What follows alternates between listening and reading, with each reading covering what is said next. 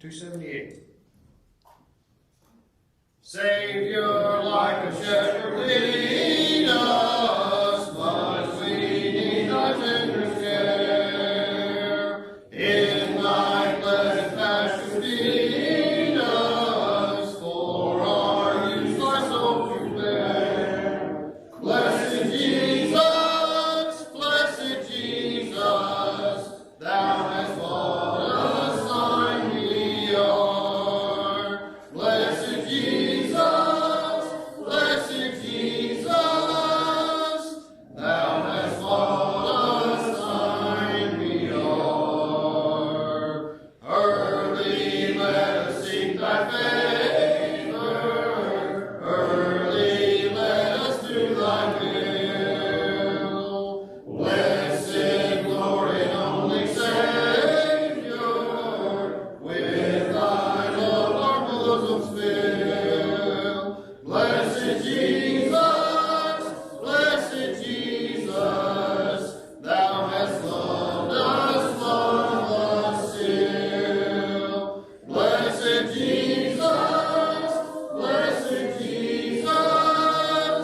thou hast loved us still.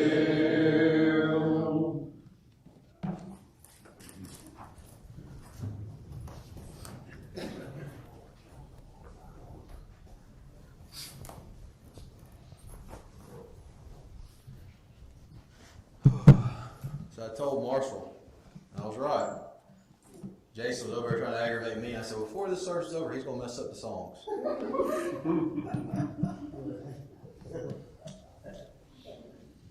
Now, I do want to give a quick shout out real fast to two young ladies. Now, I said I wanted to see the notes from the sermon this morning, and Miss Josie did a wonderful job. I have her pictures and everything she drew that tied to the sermon. And then I saw one sitting on a pew over here, and I had to go ask who drew it. And very bashfully, Lydia admitted it was her, and it was awesome. You all see her picture of Peter sinking in the water saying, "Help me," and it's awesome. She did a great job. So, very proud of them too. And I hope next week I want to see more from the rest on our Cottondale Chronicle Junior. So as we begin this afternoon, I want to read something for you that is something that's been resonating with me for a while now, but it really sets the tone for where we're going in this particular section of the Gospel of Mark. It says this. It says, "The greatest fear in the world is the opinions of others, walking opposite of others. Yet the one who follows the crowd will usually go no further than the crowd goes.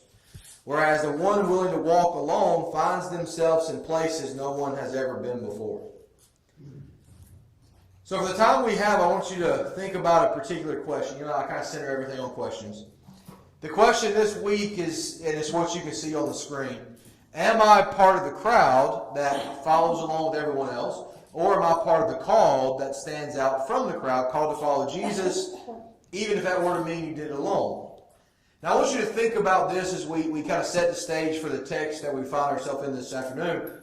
Think about how many people saw Jesus in this manner. He was a means to an end. He can heal the sickness, he can cure disease, he can restore limbs, he can cast out demons. And isn't that what the crowds wanted Jesus to do? But here's the hard question. Did they want Jesus? Now, I know that sounds like a weird question, but did they want Jesus, or did they want what Jesus did? See, there are many times where Jesus does not give the crowd what they want, and guess what? They leave. They want to be healed. They don't want the healer. I see there are a lot of people in the world like that today. Unfortunately, there are many, but the good news is there's also few. There's the contrast to that we find in the Scripture. The ones that do not see Jesus as a means to an end, they see Him as the end. That everything in the end flows through Him. And Mark 3 verse 14 that we're going to look at in just a moment, it tells us the goal of the Christian call in that verse to be with Him. That's what it's about.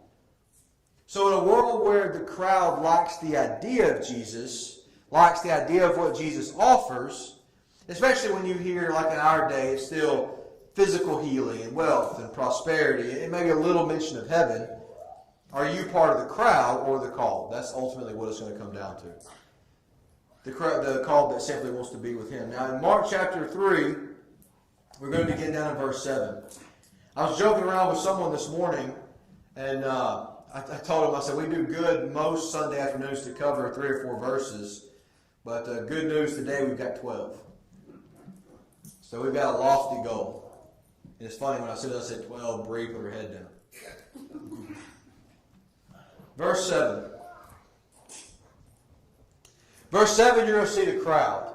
First, 7 through 19 is the section we're going to be in this afternoon. And it's a tale of 2 coins, basically. It's the crowd side of the coin and the called side of the coin. And so you're going to just see it perfectly. So I want to go through this rather quickly. Verse 7, but Jesus withdrew with his disciples to the sea, and a great multitude from Galilee followed him, and from Judea, and Jerusalem, and Idumea, and beyond the Jordan, and those from Tyre and Sidon. A great multitude, when they heard how many things he was doing, came to him. Now remember, there's never been anything like this before. Jesus drew crowds like no other person ever could. Crowds were flocking to Jesus because he was doing incredible things. The sick, lame, all healed, leprosy cleansed, demons cast out. But he made the point clear that his purpose was preaching. It wasn't miracles. His purpose was seeking and saving the lost, not putting on a puppet show. And miracles were meant to confirm the authority, not his sole purpose in being here. So when we hear that people are flocking to Jesus, we think that sounds great, right? Isn't it a wonderful thing that people are flocking to him? Well, after all, we normally view size as the marker of success. Churches, well, we do the same thing. And yet we know the majority of those are going to leave Jesus. When the fun is over their mind and the Bible tells us the teaching is too hard, they leave. Now, we're not there yet. Verse 9, you see how bad it's really gotten. Verse 9, he told the disciples to get a boat ready. Keep a boat ready should the multitudes crush him. Crushing here actually is pretty fascinating. It's the Greek word phlebo. You almost got to spit to say phlebo. It's Thlibo. And that word literally means to squeeze, like you're taking orange and you're just squeezing every drop of juice out of it. So that they want to get to Jesus, but what they're actually doing is trying to surround Jesus, and they're pushing him all the way to the edge of the sea. So the Lord says, hey, get a boat ready. And what he's going to do is he'd get in the boat, cast out just a little bit, 20, 30 yards out into the sea, and then he'd be able to preach to the multitude without being crushed by them, and plus use the water as a natural amplifier. Now, the crowd group is the negative group in this sermon, but I'm going to give them their props. Credit where credit's due. They're in need, and so they know they need Jesus. I say that because even though they're the negative ones in this, for us in our society today, where does Jesus normally stack on the list? If you're in need of something, is it first, second, middle, last? See, even in our own lives, where do we go? You're sick. What's the first thing you do? Make a doctor's appointment, right? And there's nothing wrong with the doctor. I don't want you to think that's what I mean. But we forget the great healer in the process, and we don't pray.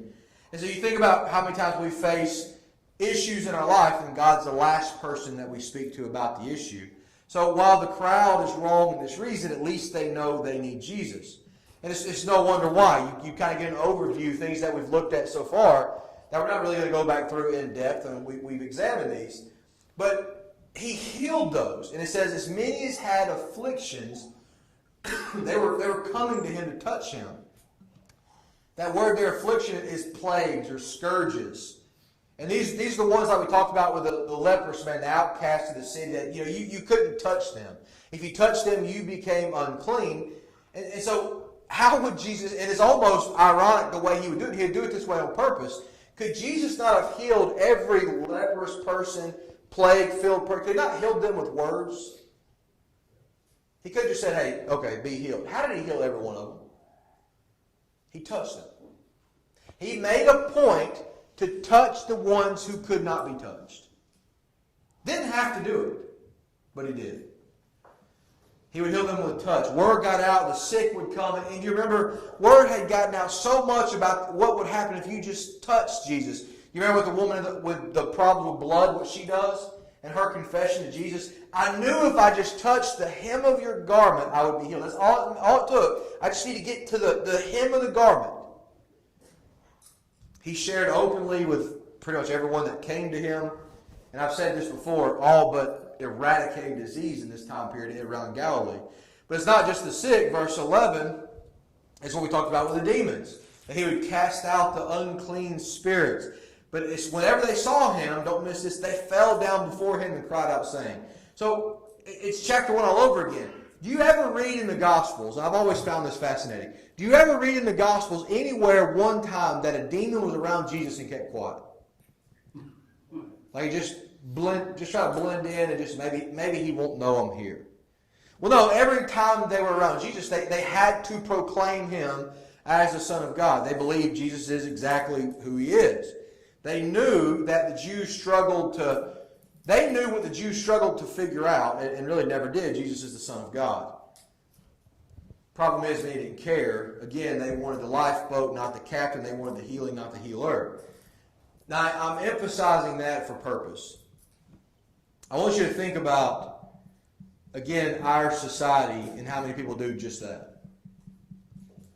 And it really is a heartbreaking reality that how many people want the blessings, and you probably know somebody like this, that want the blessings Jesus offers without a willingness to actually submit to Jesus. But because Jesus is already having problems with the crowd, he once again, verse 12, emphasizes the point. Listen, don't say anything, keep this quiet. And have you almost noticed every time he said don't say anything about this, it's like it just grew more and more that everybody had to talk about it. I mean, he can't go into cities like he wants to go. He's entrenched in crowds. And so you've got the crowd here. And the question with the crowd, and the crowd is the majority in this lesson, what's their sincerity in following Jesus? Then you come to the other side of the group, verse 13, you get to the called side.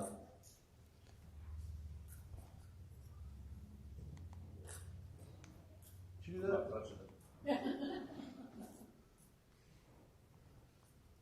Well, look at verse 13. I think Jason's messing with it. What? I won't even close to it. So I quit clicking and mysteriously it goes to the slide I'm trying to get to. All right, well, verse 13 says it's on the screen now. So now you get this transition. You see the first group of people, a transition statement, and you're going to see the second group of people. Verse 13 is the transition statement. And he went up on the mountain and he called to those he himself wanted, and they came to him. So a lot's been said about the mountain range. I do want to add this. I've actually had a lot of people within the church ask me this question because people put it out there. Well, this is Mount Hattin. Hattin, however you want to pronounce it. Hatten. And it's thought that this is the same mountain range where Jesus gave the Sermon on the Mount. We don't know that. We don't know that to be certain. We don't know what mountain he gave the Sermon on the Mount from. But it's said that people think it's the same location. All we know is he goes up on a mountain. And what he's trying to do is get away. Now Luke gives us more detail in Luke chapter 6 that he didn't just go up on the mountain to pray. He went up on the mountain and continued all night in prayer. All night long. And when it was day, the next day, then he calls his disciples.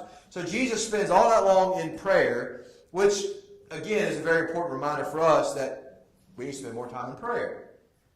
It's the first thing we should be doing is spending time in prayer, not as an afterthought, but a forethought. But anyways, Jesus is almost always swarmed by people, and the problem is he knows their hearts, which is why the passage says Jesus called to those whom he wanted. That particular phrase. He called those whom he wanted. Jesus chose the apostles. Again, I told you this in our ordinary men's study. People, most of us would not likely have called. Now, I said that about a couple of people, and I saw some heads, particularly in this area, going, I'd have called them. Most of us, by and large, wouldn't have called these people. But he sees their hearts of faith in these men that are called. So you get but again, this is stuff you're familiar with. I want to make a couple points that maybe you hadn't thought about. He called the 12. We've talked about the 12. But notice just that first part. Then he appointed 12. Just stop right there. Again, Luke adds a little bit to this. Then he appointed 12 to be apostles. Two big points in that I want to make this afternoon. Apostles are different than disciples. Disciple means follower of Jesus. Apostle means one sent. All right, difference. Now, this comes up a lot, which is why I want to make the point here. Because if you turn on YouTube or you go to any of these things and you look up like church sermons, one thing you're going to find is so-and-so sermon by apostle blank blank. Implying that apostles are still here today. Is that the case? Now, it's almost a play on words, but we could make the argument that apostles are here today, lowercase a. And again, it's a play on words, because apostle means one sent. Guess what the commission means for me and you? It means we're all one sent. So it fits, but we understand what the question means, right? Are there capital A apostles? No. The office of the apostle ended once the apostle John died. Now we do know after Judas hangs himself, Matthias will be replacing Judas on the 12th. Later on, the apostle Paul is going to come in. But he had a very distinct difference in his apostleship. He was an apostle to the Gentiles. He wasn't really numbered in the 12. Now, but this is important, and this is a detail that I've overlooked most of my life. Why 12 apostles? And you can easily say, well, 12 apostles because there were 12 tribes. Okay, but the 12 tribes are already over with at this point. You're basically dealing with the nation of Judah, and that's it. So why 12 apostles? Why not 3? 3 is a good number. You got the Trinity. 3 is a good, perfect number. Or 3 is a great number. 7 is the complete number. Why not 7? What's significant about 12? Well, 12 is actually judgment being passed down against the religious leaders. See, 12 is representative of Israel because the 12 sons of Jacob, his name changed to Israel. And so you had this headship of the people who that then passed on once the tribes were divided, Israel taken away, Judah gone, comes back. That role of leadership was still viewed in the 12, but now it's the religious leaders. They're the ones really over things. And so in a religious sense, they're the head of Israel. But Jesus, what he's doing here is he's replacing this religious head of the 12 with 12 of the absolute most common people you would ever think of. And you know that has to get the Pharisees' blood just boiling, since these are the men who are going to pick up the mantle, run with it once Jesus ascends into heaven. It's not going to be about the Pharisees anymore. So then verse 14, you get another very important point. Before we even get to the apostles, we're going to fly through that. There's stuff before that I want you to understand. Now look at the rest of verse 14. He called those whom he would choose. And listen to what verse 14 says. That they might be with him. There's point 1. They would be with him. And the second thing, that he might send them out to preach. There's the two things. So you imagine you sit at the feet of Jesus for 3 years. You see signs and you see wonders. You hear him preach the gospel. One with authority. And he sends them out to preach. Now today, one of the biggest emphasis that we still have in Miss Debbie's favorite word, the religiosity world, is on miracles. You're not truly a Christian unless you can speak in tongues, or unless you can prophesy, or unless you're a faith healer, which faith healers are always interesting to me. I've mentioned it several times. The video I saw, that one faith healer that was on TV, and he's healing people, and he's got a cast on his arm, and he's wearing glasses. And you got these people that promise this over and over. Here's what Jesus wants to do above everything else. He wants to heal you, bless you financially, and give you everything you've always wanted. In fact, I was aggravating somebody one day because we were having this discussion, and they were taking verses out of context left and right. And I said, well, tell me what you think about this verse. If you bow down and worship me, I'll give you everything you see. And I go, yes, I like that. The problem is Satan said that. You can make the Bible say whatever you want, taken out of context. It's not about that physical blessing. And so what was their purpose in being sent? Was the same as Jesus' ministry. For 3 years, before he gave himself up to be crucified, preached the word. Now, when you went into town, there was going to be a problem. You weren't really going to be accepted. So, verse 15, and they were given the power to heal sickness and cast out demons. So, just like Jesus, if you roll into town, and we read the epistles, and we think that what Paul's dealing with is a new problem. False teachers. It wasn't a new problem. It had been going on forever. And so if you rolled into town and you were preaching something new, people didn't care. But they might listen and not really give any attention to. But if you came in and you're preaching, and while you're preaching, you're healing the sick, you're raising the dead, you're casting out demons, you go, well, hang on, there's something pretty special here. Not only that, Mark goes into great detail, really telling us how the mission of Jesus Christ was to absolutely destroy the works of the devil. Which is irony almost, because the devil's purpose was to stop Jesus. So there you see that playing out. Now the demons knew who Jesus was. They knew who the apostles are. So Jesus makes his election. He calls the 12. He sees the crowd, but he sees the many and calls the few. Almost like the army campaign, isn't it? Isn't that how that goes? The few, how? That's the Marines? Yeah. I was close. He sees the crowd and calls the few. For this purpose. That they would be with him. That's what it's about. Did he change it again? I saw you look over him, got me nervous. That's what this is about. Now, when you get into the listing of the 12, and I'm going to go ahead and change it before he messes with it. When you get into the complete listing of the 12, you're going to find in the Bible only 4 times that they're listed. The 3 synoptic Gospels, Matthew, Mark, and Luke, and then in the Gospel, or not the Gospel, the book of Acts. Every time there are similarities and every time there are differences. We went through this when we did our ordinary men study. Every time Peter's going to be first, Judas is going to be last. Those are guarantees.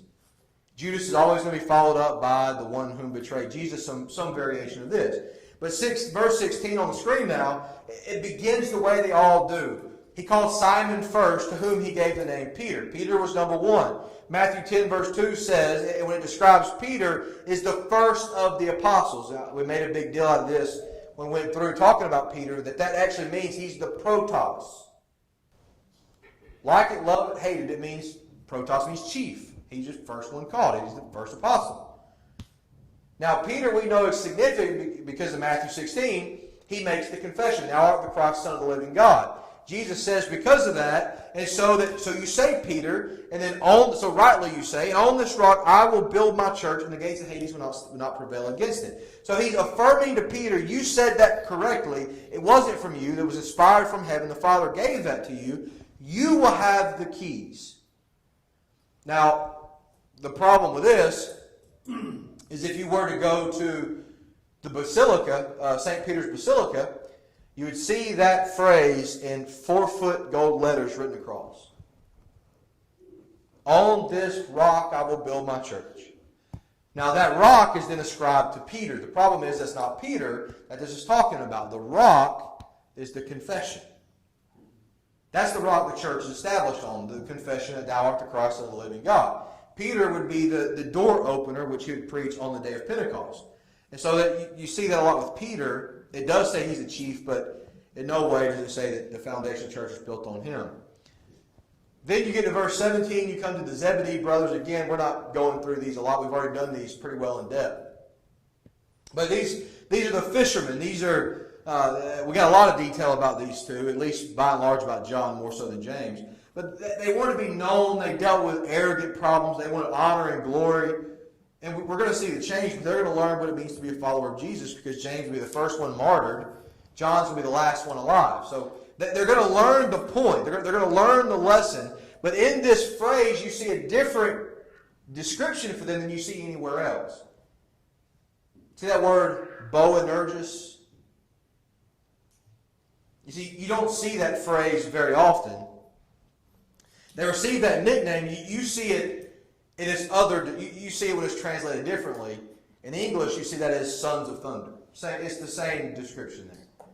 And so it's the description they received based on what happened in Luke chapter 9. When they're coming to Samaria, the people stop Jesus. He says in Luke chapter 9, the brothers say, hey, listen, do you want us to do like Elijah did and just command us that we'll call down fire and we'll just consume Samaria? That's what they wanted. Just like Elijah we talked about this morning. Obviously, they still needed work. But again, Jesus called what we don't see. Then you kind of get just a blast of apostles. Andrew, Philip, Bartholomew, Matthew, Thomas, James, son of Alphaeus, Thaddeus, and Simon the Canaanite. Canaanite. I did not mispronounce that, Miss Debbie. So again, you get different verbiage here with the descriptions. Bartholomew, you're like, you notice some of the songs use Bartholomew, but then you'll read through and you'll hear Nathaniel. Well, that's the same person. Thaddeus had 3 different names. Judas, Lebbeus, Thaddeus.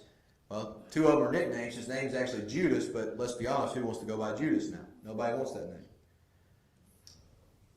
Simon the Canaanite is from Cana, not Canaan. It's Simon the Zealot. But then, of course, the listing would not be complete without verse 19. And Judas Iscariot. Always separate, always last.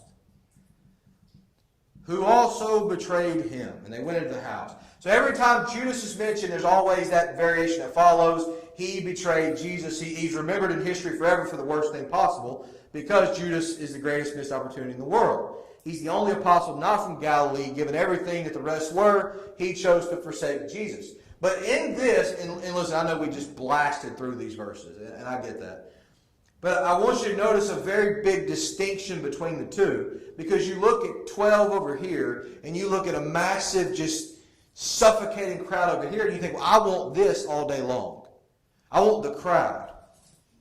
The called are who Jesus was after, who wanted to be with him. The crowd's eventually going to leave Jesus. They're going to leave him empty-handed, unrepentant, lost, because Jesus is going to stop the miracles, stop the healing, stop the feedings, and focus on teaching, and they don't want that.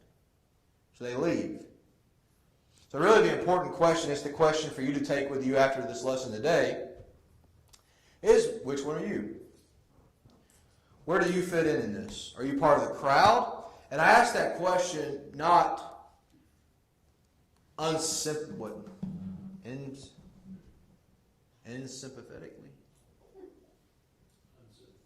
Unsympathetically?